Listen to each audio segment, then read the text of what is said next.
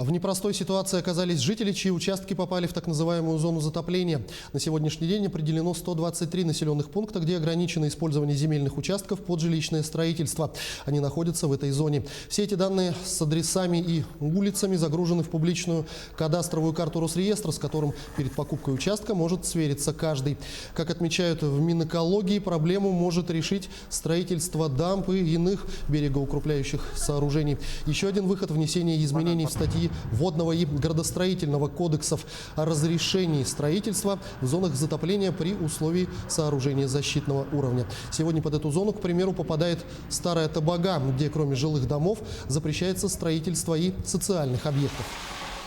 Мы направили предложение в Министерство природных ресурсов, Министерство строительства Российской Федерации о том, что внесли изменения в федеральное законодательство о разрешении строительства при обеспечении объектов защитными сооружениями. Это могут быть и подъем уровня выше, чем зона затопления, и строительство на свайных фундаментах.